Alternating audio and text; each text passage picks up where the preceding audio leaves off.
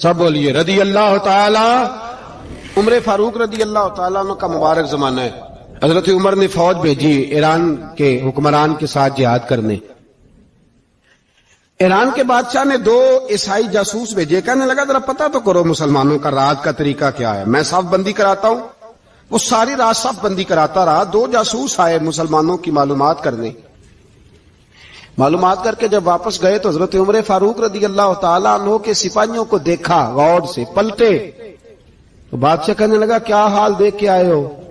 کہنے لگا سارے مسلح پہ بیٹھے ہوئے ہیں، جتنے گھنٹے ہم وہاں رہے ہیں مجاہدین مسلح پہ رہے ہیں، یوں لگتا ہے جیسے ان کا دنیا داری سے کوئی تعلق۔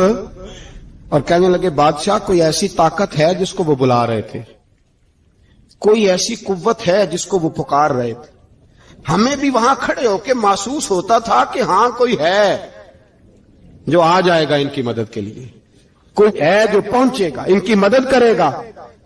ایران کا بادشاہ کہنے لگا مجھے سمجھ آ گئی ہے، وہ جسم کی طاقت سے ہی نہیں لڑتے، وہ کوئی غیبی طاقت ہے جس سے وہ لڑتے ہیں۔ بھائی وہ غیبی طاقت بھی تو ہمارے پاس ہم نے ناراض کر لی ہے نا، وہ بھی تو نہیں نا، مسجد کا رخ بھی تو کوئی نہیں۔ اور میں نے پچھلے جمعے بھی کہا تھا، پھر کہتا ہوں، وہن ہو گیا امت کو۔ نبی پاک نے فرمایا امت کو وہ کیا ہے، دنیا سے محبت ہو گئی ہے، موت سے کراہت ہو گئی، وہن ہے۔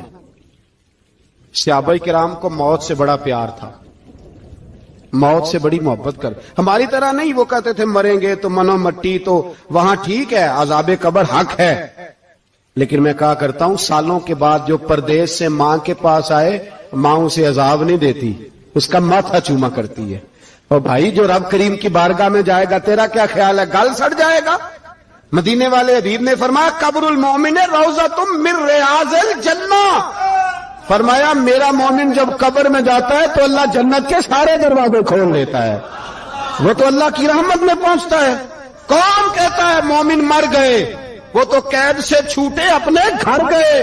کون کہتا ہے قبر میں عذاب ہے تو صرف عذاب ہی ہے، ہاں مجرم کو سزا ملے گی، لیکن مومن ہمیشہ جہنم میں، وہ بالآخر جنت میں جائے گا، بالآخر جنت میں جائے گا۔ اور کسی درویش نے بات کی، وہ کر کے چلے گئے، بر کمال ہی کر گئے، کہنے لگے دوزخ میں میں تو کیا، میرا سایہ نہ جائے گا، کیونکہ رسول پاک سے دیکھا نہ جائے گا۔ نبی پاک سید عالم علیہ السلام کے غلام تو دیکھو نا، ساری زندگی عمر فاروق بخاری پڑھو تو صحیح، ساری زندگی عمر ہر نماز کے بعد کہتے تھے اللہم ارزقنا شہادت فی سبیلک، اللہ بسترے پہ موت نہ دینا، موت مجھے شہادت کی دینا۔ حضرت سیدنا مولا علی شیر خدا کرم اللہ تعالیٰ وجہ الکریم ساری زندگی کہتے رہے اللہ علی نے میدان میں عمر گزاری ہے، اسے شہادت کی موت عطا فرما۔ او بھائی یہ تو شہادتیں مانگنے والے۔ حضرت امام حسین میدان کربلا میں کھڑے تھے، شمر کہنے لگا حسین تیری چاروں جانب موت ہے، تو آپ فرمانے لگے تجھے ابھی ہمارا پتہ ہی نہیں، موت سے تو ہمارا پیار چلتا ہے۔ اور فرمایا یہ شہادت تو ہمارا پیچھا کرتی ہے، پہنچ جاتی ہے جہاں ہم ہوتے ہیں، موت سے ڈر آ رہا ہے۔ مسلمان کا مرنے کو دل نہیں کرتا، ورنہ وہ اتنی بڑی کوٹھی میں کون رہے گا؟ مرنے کو دل اس لیے نہیں کرتا کہ وہ جو 6 کروڑ 10 کروڑ ڈالر لوٹ کے رکھے ہیں، مر گئے تو کھائے گا کون؟ وہ فقیر فاقہ مست تھے، ان کا گھر ہی کوئی نہیں تھا، ان کے بینک بیلنس ہی کوئی نہیں تھے، وہ کہتے تھے گھر ہمارا ہے وہ جو ہمارے رب نے تیار کیا ہوا ہے، ہمارا بینک بیلنس ہے وہ جو ہمیں جنت میں جا کے ملے گا۔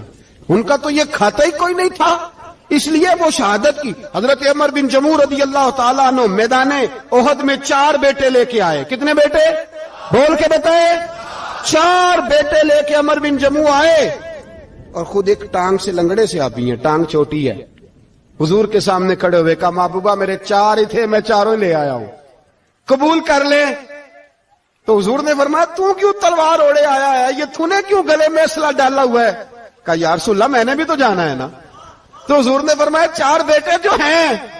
تو حضرت عمر بن جموع نے بات کی، صحابہ کہتے ہیں ہم لبوں سے مسکرا رہے تھے، آنکھوں سے رو رہے تھے، کیا عجیب انداز ہے۔ حضور نے فرمایا عمر 4 بیٹے جو آ گئے تو رہنے دے۔ حضرت عمر رو پڑے، کہنے لگے محبوبہ کیا لنگڑے جنت میں نہیں جائیں گے؟ کیا حضور میں لنگڑا ہوں تو میرے لیے جنت کوئی نہیں؟ میرے حبیب پاک سید عالم صلی اللہ علیہ وسلم نے فرمایا عمر تو ضرور جنت میں جائے گا۔ کہا محبوبہ پھر بچے بعد میں جائیں گے، میں پہلے میدان میں جاؤں گا۔ ایک بی بی 4 بیٹے لے کے آئی احد میں، کہا محبوبہ کل کمائی تھی میں لے آئی ہوں، میرے پاس کوئی اور شے ہوتی تو میں بچا کے نہ رکھتی، بیٹے دے کے نا حاضری لگوا کے تو واپس دروازے پہ لے گئی۔ تو حضرت سیدنا عبداللہ ابن عمر فرماتے ہیں بی بی بول رہی تھی تو میرا جذبہ جہاد بڑھ رہا تھا، اپنے بیٹے کو کہنے لگی میں تمہیں حضور کے پاس چھوڑ کے جا رہی ہوں، جب تم میدان میں گرو گے تو میں تمہیں دیکھنے آؤں گی، دیکھنا تمہاری پشت پہ کوئی زخم نظر نہ آئے، اتنے تیر کھانے ہوئے سینے پہ کھانا، اتنے تلواروں کے نیزوں کے زخم برداشت کرنے ہوئے یہاں کھانا، پشت پہ زخم نظر نہ آئے۔ حضرت عبداللہ ابن عمر فرماتے ہو بی بی کی گفتگو میرا جذبہ جہاد بڑھا رہی تھی۔ ایک بی بی 3 سال کا 4 سال کا بیٹا لیے رو رہی ہے، احد کا دن ہے، سہیلیاں پوچھتی ہیں تو کیوں روتی ہے؟ وہ کہتی ہے دیکھو میرا خاوند بھی بدر میں شہید ہو گیا، بھائی اور باپ بھی، دل کرتا ہے کوئی جوان بیٹا ہوتا تو آج مصطفیٰ کے ساتھ اسے ہی بھیج دیتی، کوئی جوان میرے پاس ہے ہی 3 سال کا تو کیا کروں، 3-4 سال کا بچہ کیا کرے گا؟ پتہ نہیں کیا دلیل آئی، اچانک اٹھی، بیٹے کو سینے سے لگایا، کپڑا ڈالا، مسجد نبوی پہنچ گئی۔ حضرت بلال کہتے ہیں مجھے ملی، کہنے لگی بلال مجھے پتہ ہے حضور تیاری کرا رہے ہیں جنگ کی، پر 2 منٹ اگر میری ملاقات ہو جائے۔ بلال حبشی کہنے لگے حضور ہم ایک بی بی ضد کر رہی ہے۔ حضور باہر آئے، کہنے لگی حضور میں فلاں کی بیٹی، فلاں کی بہن، فلاں کی بیوہ ہوں، میں نے بدر میں 3 شہید دیے ہیں، اب میرے پاس یہ 3 سال کا لال ہی بچا ہے، بڑا فخر ہے میرا، لوگ مجھے شہید کی بیوہ، شہید کی بیٹی، شہید کی بہن کرتے، دل کرتا ہے شہید کی اماں بھی کہیں جاؤں تو میرا بیٹا لے لیں۔ سیدنا بلال کہتے ہیں حضور مسکرائے، کہنے لگے یہ 3 سال کا نونہال کیا کرے گا؟ کہتے ہیں اماں کا عجیب جذبہ ہے۔ کہنے لگی محبوبہ سنا ہے اسلحہ بھی تھوڑا ہی ہے، ڈھالیں زیادہ کوئی نہیں، میرا بیٹا ساتھ رکھ لیں، جب آپ کی طرف کوئی تیر آیا نا تو میرا بیٹا ڈھال کے اس کو ڈھال بنا کے آگے کر دینا۔ محبوبہ ڈھال تو بانی سکتا ہے نا۔ حضرت بلال فرماتے ہیں مصطفیٰ کریم نے فرمایا جا میں نے قبول کیا، قیامت کے دن بیٹا گھر لے جا، جب تیرا نام پکارا جائے گا تو شہید کی اماں کہہ کے ہی پکارا جائے گا، جا تو گھر لے جا۔ کہتے ہیں چلتے چلتے ایک غریبنی اور آ گئی، اتنی سی اٹی بان کی، اتنی سی، بلال حضور سے ملاقات ہو جائے گی۔ نبی پاک آ گئے، کہا محبوبہ یہ غلبہ اسلام میں میرا بھی حصہ ڈال لے۔ حضور نے فرمایا یہ کیا ہے؟ کہنے لگے حضور خامد فوت ہو گیا، اولاد اللہ نے بے نیازی سے دی نہیں، سویرے چرخہ کاٹ کے رزق حلال کھاتی ہوں، میرے پاس نا یہ اتنا سا بان ہے، ایک گھوڑے کی لگام بن جائے گی، محبوبہ حصہ تو ڈال جائے گا نا دین کے لیے، میری قبولیت ہو جائے گی۔ میرے حبیب نے ہاتھ اٹھائے اور دعا مانگی، کہے اللہ جتنا تو میدان کے مجاہدوں کو اجر عطا فرمائے اتنا اس غریبنی کو بھی عطا فرمانا۔ حضرت عمر فاروق رضی اللہ تعالیٰ عنہ رات کا وقت چہرے پہ نقاب ڈال کے گلی میں گھوم رہے تھے، میں بھی گلی میں نکلتا ہوں، آپ بھی نکلتے ہیں، لیکن مقصود یہ ہے کہ ذرا پتہ کریں باہر کی ہوا کیسی ہے، مقصود یہ ہے کہ پتہ کریں کہ آج برگر کس دکان کا اچھا ہے، معلومات کریں کہ محلے کی سیاست کس رخ جا رہی ہے، وہ بھی نکلتے تھے، لیکن مقصود یہ نہیں تھا، مقصد سمجھ گئے تھے نا، وہ اس لیے نکلتے تھے کہ پتہ کروں کوئی دکھی تو نہیں، کوئی تکلیف میں تو نہیں، کوئی آزمائش میں تو نہیں۔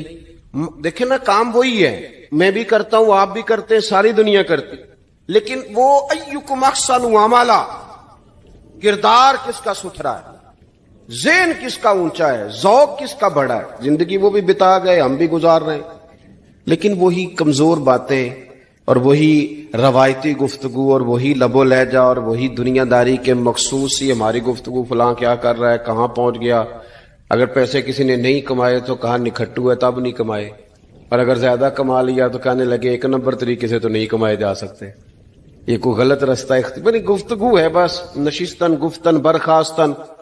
تو اعلیٰ کام، اعلیٰ کردار ان لوگوں، حضرت عمر گزر رہے تھے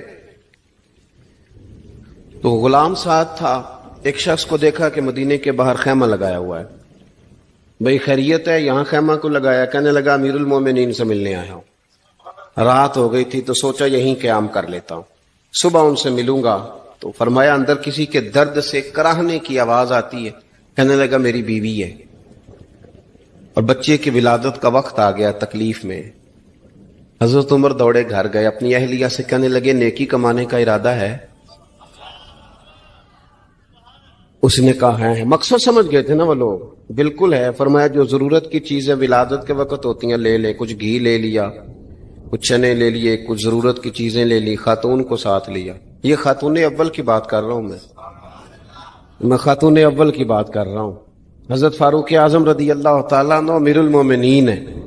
حضرت عمر نے اپنی اہلیہ کو ساتھ لیا، جہاں وہ شخص تھا وہاں آئے، اہلیہ نے حضرت عمر کے ذمہ کام لگایا، آگ جلا لیں، یہ تیل لے لیں، فلاں فلاں چیز گھی میں ڈال لیں، بنانی شروع کر دیں۔ فاروق اعظم نے ہاتھ کے اندر پکڑا ہوا برتن، چمچا، ڈوئی بھی آخ لی دے، پنجابی ہے نا ہم، تو وہ کام کر رہے ہیں، چلا رہے ہیں، آگ جلا رہے ہیں، خاتون اندر ڈیوٹی کر رہی۔ تو وہ شخص جو تھا نا جس کی بیوی تھی، وہ کہتا میں 2-3 دفعہ کا غلام ادھر آ، فلانی چیز بتا۔ میرے ذہن میں یہ تھا کہ امیر المومنین نے کو بندہ کھڑا کیا آنے جانے والے مسافروں کا خیال کرے۔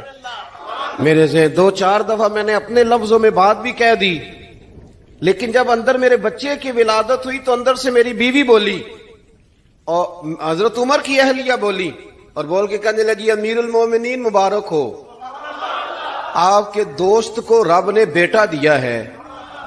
وہ شخص کہتا ہے میں باہر کھڑا تھا، وجود تڑپ گیا، آنکھیں برس پڑی، کبھی نہیں رویا تھا پر کیفیت عجیب بن گئی، کوئی تقریر نہیں سنائی، کوئی اعلیٰ شعر نہیں انہوں نے پڑھا، میں نے جوں لے کر ان کے سر سے پاؤں تک دیکھا، میں نے کہا یہ وہی شخص ہے جس کا نام لے تو کیسر و کسرا کانپ جاتے ہیں، یہ وہی شخص ہے۔ میں نے جمعے میں کہا تھا کہ روب کپڑوں کا نہیں ہوتا، روب تو دیانتداری کا ہوتا ہے۔ ہاں بڑا مال کما کے لوگوں نے بنائی ہوتی ہے کار کوٹھی، تو بندے کھڑے ہو کے کہہ دیتے ہیں 2 نمبر طریقے سے آیا ہے، اور 13ویں-14ویں گریڈ کا ملازم ہو تو اس کے سامنے بہت بڑا افسر ڈر رہا ہوتا ہے یار بندہ دیانتدار ہے، یہ رشوت نہیں لیتا، سفارش نہیں مانتا، یہ میرٹ پہ کام کرتا ہے۔ تو روب تو آپ کی دیانتداری کا ہے، آپ کی سچائی کا ہے۔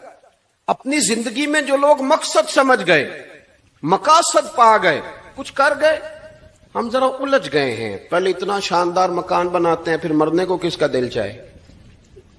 اتنی محنت کر کے جو ہے وہ کوٹھی بنائی ہے تو اب چھوڑ کے کون جائے؟ وہ تیار بیٹھے تھے، انہیں نبی کریم نے کہا تھا کن فی الدنیا کانک غریب او عابر السبیل، تم نے مسافروں کی طرح رہنا ہے۔ او میرے بھائی، کبھی دیکھا ہے ایئرپورٹ پہ مسافر لڑتا ہو کہ میں نے یہ جگہ خریدنی ہے؟ اسے پتہ ہے کہ ابھی فلائٹ آنی ہے، میں نے تو چلے جانا ہے۔ ریلوے اسٹیشن پہ جو جگہ ہوتی ہے وہ خریدنے کے لیے لوگ رٹا نہیں ڈالتے، انہیں پتہ ہے پہلی ٹرین سے چلے جانا ہے۔ بس سٹاپ پہ جھگڑے نہیں ہوتے کہ یہ کرسی میری ہے، جانا جو ہے مٹی دیں تے مٹی رہنا ہی، ایویں کادی بلے بلے، اج مٹی دے اتے بندے آتے کل مٹی دے تھلے۔ اتنا زیادہ مقصد نہیں نا جب سمجھتے تو بے چین ہے، بے قرار۔ بعض لوگوں نے اتنے پیسے جمع کر لیے کہ اتنے کھا نہیں سکتے، اتنی ضرورت نہیں، لیکن اس کے باوجود ہے کہ وہ دوڑ ختم ہونے کا نام ہی نہیں لے رہی۔ حضرت صدیق اکبر رضی اللہ تعالیٰ عنہ امیر المومنین ہے۔ بادشاہوں کے بڑے بات ہوتی ہے، ہمارے ملک میں ایسے بھی بادشاہ گزرے ہیں کہ جو سفر پہ جاتے تھے تو خانسامے میں بھی لے جاتے تھے، باورچیوں کو بھی لے کے جاتے تھے کہ کھانا میری مرضی کا ہونا چاہیے۔ حضرت ابوبکر صدیق نے پانی مانگا، امیر المومنین، تو صحابہ نے نا شہد ملا پانی پیش کیا۔ کوئی اتنی لمبی بات تو نہیں، لیکن صدیق اکبر رو ہی پڑے، اور اتنا روئے کہ ہجکیاں بن گئیں۔ لوگ کہتے ہیں پتہ نہیں تھا کس بات پہ رو رہے ہیں، پر ہم بھی رو پڑے۔ حضور آپ کیوں روتے ہیں؟ تو آپ فرمانے لگے یار مجھے آسانیوں میں مبتلا کرنے لگے ہو، مجھے ان دنیا کی لذات میں الجھانے لگے ہو۔ میں حضور کی بارگاہ میں بیٹھا تھا تو اللہ کے رسول فرما رہے تھے پیچھے ہٹ جا، پیچھے ہٹ جا، پیچھے ہٹ جا۔ میں نے پوچھا حضور آپ کس کو کہہ رہے ہیں؟ تو حضور فرمانے لگے دنیا میرے پاس آئی تھی، وہ قریب کرنا چاہتی تھی مجھے، تو میں نے اسے کہا پیچھے ہٹ جا، میرے نیڑے نہ آنا، دور ہٹ جا۔ تو ہٹ تو گئی ہے، پر جاتی دفعہ کہہ گئی ہے سونیا آپ تو بچ گئے ہیں، پر آپ کے بعد والے کیسے بچیں گے؟ تو مجھے سینے سے لگا لے، گلے سے لگا لے، مقصد اپنا سمجھے، اعمال کا حسن پیدا کرے۔ اگر انسان کا مقصود مال کمانا ہے تو اگر مال مل گیا تو اس کے بعد پھر کیا کرے گا؟ کسی نے طے کر لیا تھا کہ بہت بڑی گاڑی اور بہت بڑا بنگلہ مجھے چاہیے، تو وہ بنگلہ اسے مل گیا، گاڑی آ گئی، اب تو مقاصد کیونکہ طے نہیں ہوتے، تو جو چیز انسان چھوٹا سا مقصد طے کرتا ہے وہ اسے حاصل ہو جاتا ہے۔ میں نے ملک سے باہر جانا ہے، گھر سیٹ کرنا ہے، ساتھ والا پلاٹ لینا ہے، ہو گیا سارا کچھ، تو اب وہ پھر انسان بے چین ہو جاتا ہے، پریشان رہتا ہے، کہتا ہے سمجھ نہیں آتی مطلب مقصود کیا ہے۔ اللہ تبارک و تعالیٰ نے تو ایک تنکا بے مقصد پیدا نہیں کیا، اتنا سونا انسان کیسے بے مقصد پیدا کر دے؟ تو رب کریم نے ہمیں بتایا کہ مقصد تو تمہارا ہے، مقصد ہے الذی خلق الموت والحیات لیبلوکم ایکم احسن عملا، اس نے موت اور حیات اس لیے پیدا کی ہے تاکہ پتہ چلے تم میں اچھے عمل کون کرتا ہے، تم کس قدر زیادہ اپنے رب کی عبادت کرتے ہو، کس قدر زیادہ حسن اخلاق کا مظاہرہ کرتے ہو، کس قدر زیادہ لوگوں کی خدمت کرتے ہو، کس قدر زیادہ تم دین کی تبلیغ میں، اشاعت میں، ابلاغ میں، ترویج میں کردار ادا کرتے۔ با مقصد تمہیں بنایا، با مقصد اچھا ترین عمل تم میں سے کون کرتا ہے، اس لیے موت اور حیات پیدا کی تھی کہ تم نے ستھرے سے ستھرے اعمال، بہتر سے بہتر کردار، اعلیٰ سے اعلیٰ تمہارا انداز زندگی۔ دیکھیں ہم نے لوگوں کے ساتھ مل کے رہنا ہوتا ہے، بہت ساری چیزیں ایسی ہوتی ہیں کہ جو تکلیف کا سامان بنتی ہیں۔ اب انہی لوگوں کے ساتھ اللہ نے ہمیں مل کے رہنے کا حکم دیا، ان کے حقوق ادا کرنے کا حکم دیا، تو ساتھ ساتھ نہ درگزر کا بھی کہا، معافی کا بھی کہا۔ جب انسان معافی کر دینے والا ہو جاتا ہے، درگزر والا ہو جاتا ہے، تو پھر وہ بڑا ہو جاتا ہے، بڑے دل والا ہو جاتا ہے، بڑے حوصلے والا ہو جاتا ہے، بڑے ضرب والا ہو جاتا ہے، اس کی زندگی حسین ہوتی۔ تو یہاں آئے تھے کچھ کام کرنے، وہ جو ہم نے مقصود بنائے تھے نا، مطلب اچھے کپڑے، اچھی دنیا داری، اچھی گاڑی، اچھا موبائل سیٹ، وہ چونکہ مقصود نہیں تھا تو ان چیزوں کے حصول کے باوجود بھی لوگ پریشان ہیں۔ مقصود یہ تھا کہ بہترین عمل، سونا عمل، اعلیٰ ترین عمل، میرے رسول پاک صلی اللہ علیہ وسلم کے غلاموں نے نا وہ عمل کر کے دکھایا۔ اعلیٰ ترین مزاج رکھتے تھے اور اعلیٰ ترین خدمت، یعنی لوگ ان کا کردار دیکھ کے نا، کردار اور عمل دیکھ کے، ہم تو لمبی تقریریں کرتے ہیں، باتیں کرتے ہیں، بڑا کچھ بتانا پڑتا ہے، لیکن وہ بس تھوڑا سا نا لوگ ان کے پاس اٹھتے بیٹھتے تھے، آتے جاتے تھے، اتنی دوڑ ہے کہ آگے بڑھ کے اور لینا ہے اور لینا ہے، عالم مزید کا رٹا، وہ سمجھ گئے، ہم نا اڑے ہوئے۔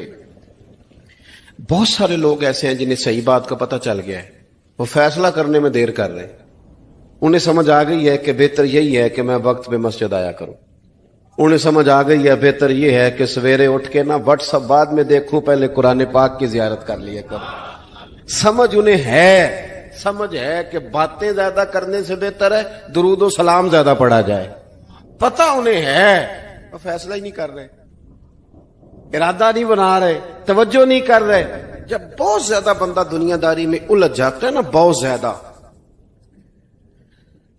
آسانیاں تو بندے کو جینے نہیں دیتی۔